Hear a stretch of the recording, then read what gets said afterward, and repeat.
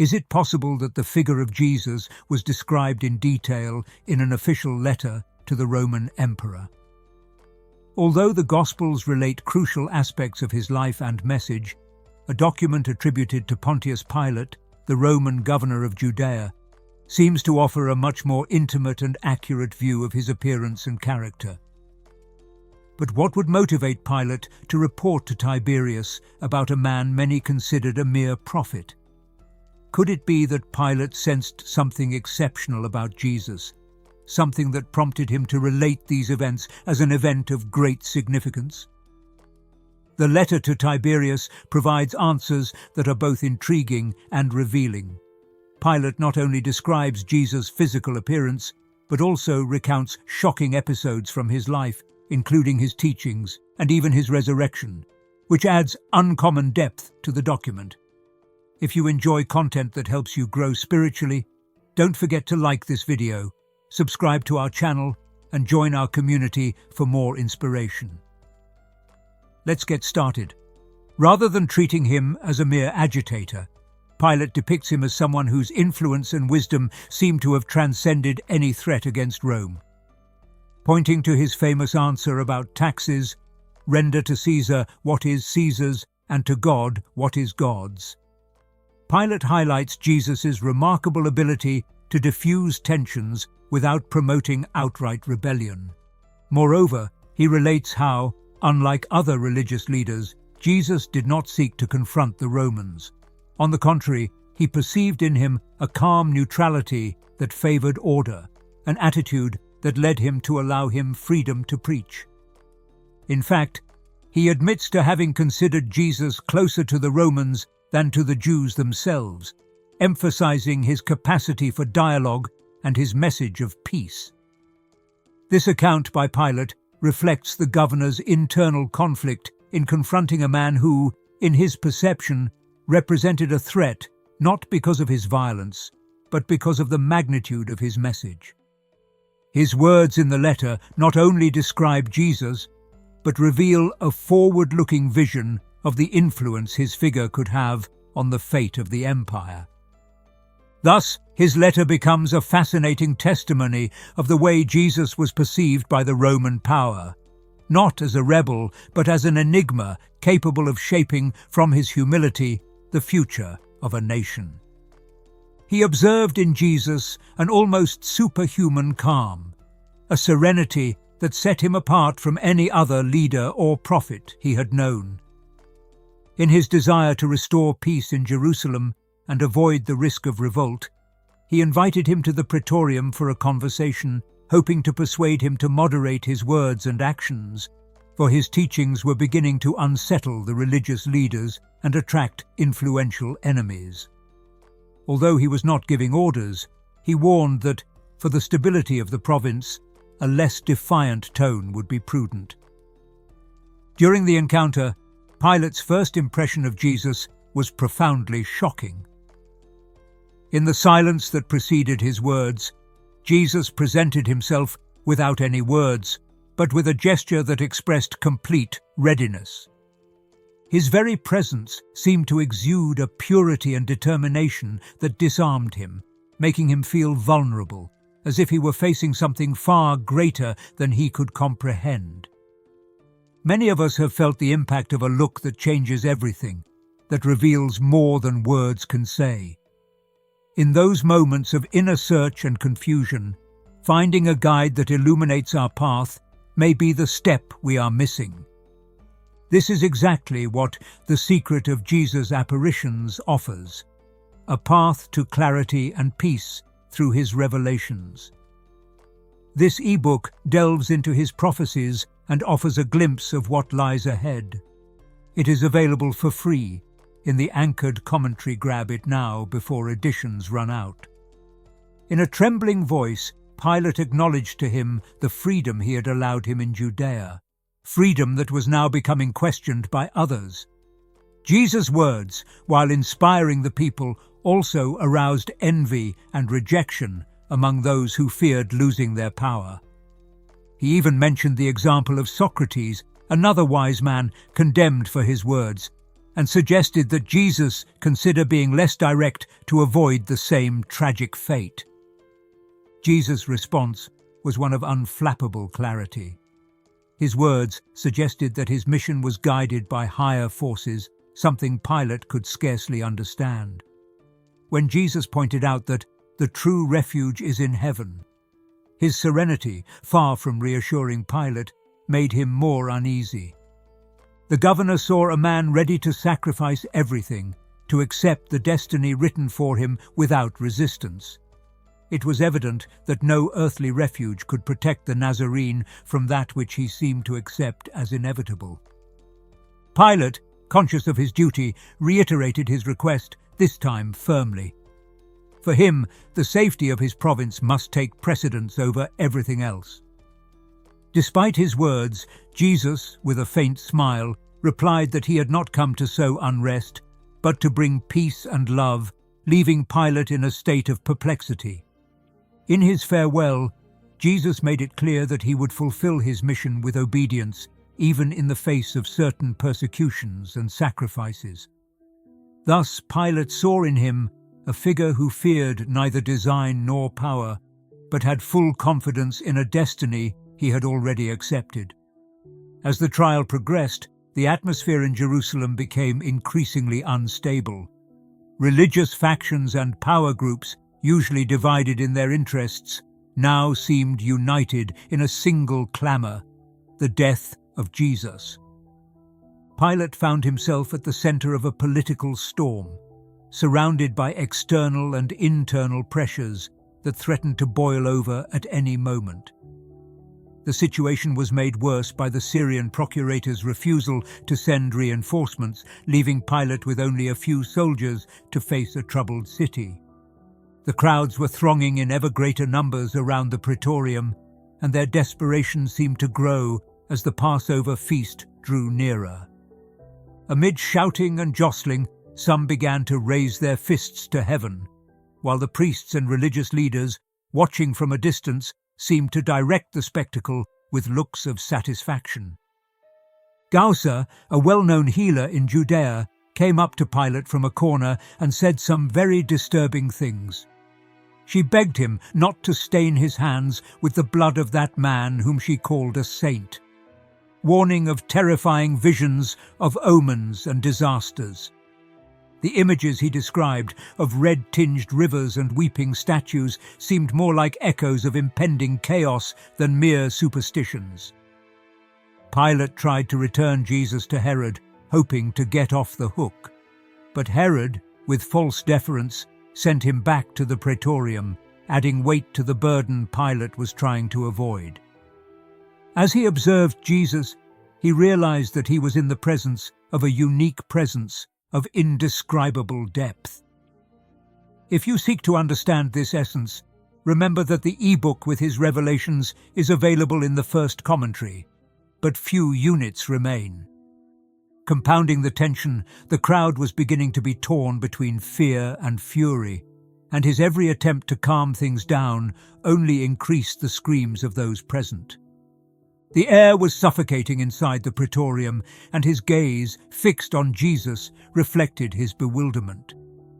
The man, who had aroused so much hatred and fervor, maintained a serenity that defied logic.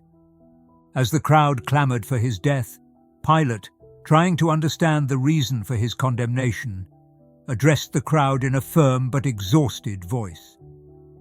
"What is your crime?" he asked, hoping perhaps for an answer that would justify the act they demanded of him. Voices immediately rose, responding with vague accusations, laden with bigotry and frustration. Between shouts, some repeated that Jesus had blasphemed against the temple, while others accused him of disobeying the laws. However, nothing he heard convinced Pilate, who saw in these words only the manifestation of a collective anger, fueled by those who sought to preserve their power. Thus, as tensions mounted and the city was on the verge of revolt, Pilate was caught in an impossible dilemma, desperately seeking a way out that seemed just, though justice itself seemed absent amidst the clamours of the crowd. As night fell over Jerusalem, the city that had witnessed an overflowing passion was plunged into an eerie silence. The echoes of the cries clamoring for the crucifixion of Jesus faded, and the streets, now deserted, seemed empty of life and spirit.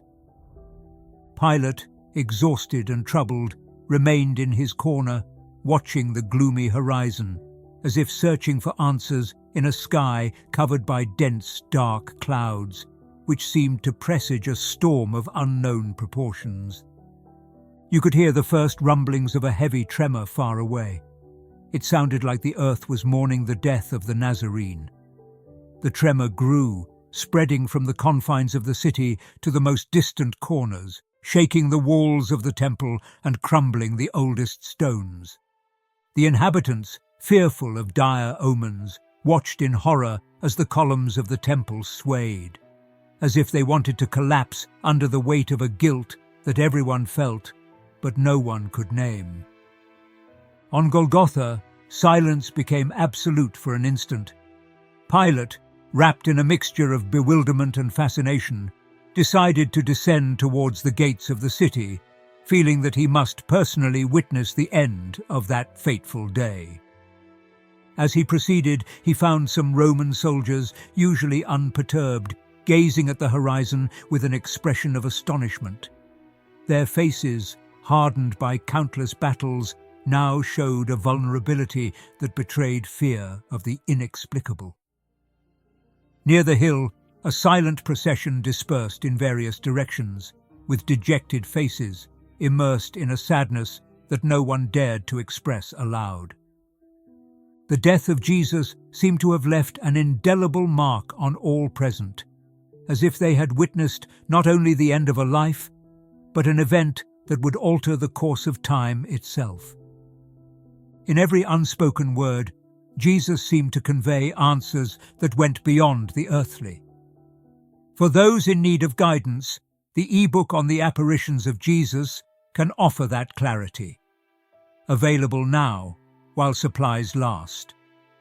The crowd, which shortly before had clamoured for crucifixion, returned crestfallen, as if a part of their being had been extinguished. The sky continued to darken, and a cold wind blew across the city like a warning whisper.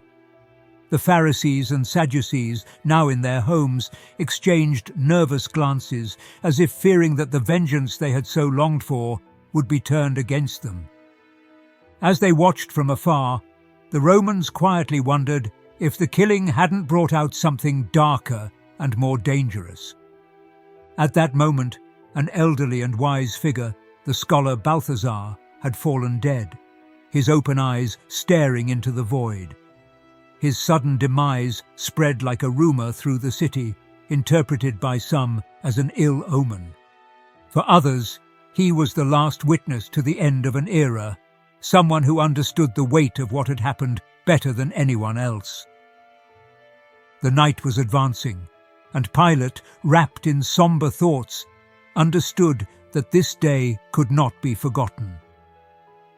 As he looked toward the temple and the shadows that shrouded it, the echo of events lingered in his mind, like a reminder that the man he had tried to save had left a mark on the city and all those who had witnessed his sacrifice. As the story of the empty tomb began to spread through Jerusalem, the atmosphere was filled with rumour and speculation. The streets, which a short time before had fallen into a sombre silence, now regained a constant murmur. The story of the guards and the apparent resurrection of Jesus spread like the echo of an event that no one knew how to explain, but that many felt they had witnessed in some way through those who experienced the event firsthand. Pilate, uneasy, decided to interrogate Isam, one of the guards assigned to guard the tomb. When he arrived at the praetorium, he still wore the pale countenance of one who has seen the inexplicable. The soldier recounted, his voice trembling, how the dawn on Golgotha was interrupted by a soft and radiant light, a brightness so intense that it seemed to come from another world.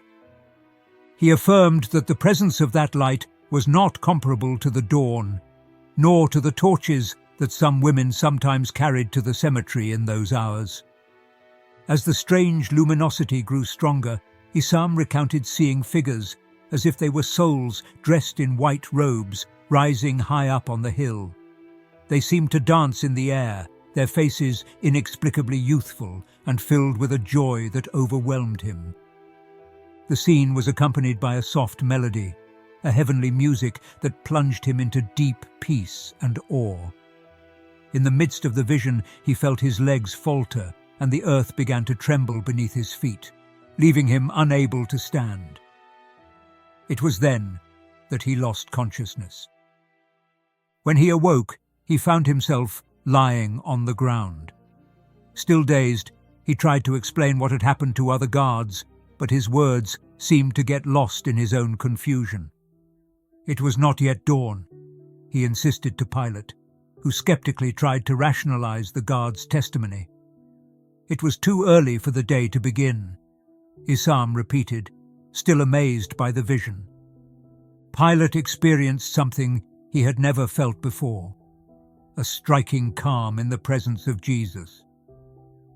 To learn more about this mystery and find inner peace, you can download the ebook in the first commentary, while it is still available. His gaze, however, reflected a mixture of disbelief and tension.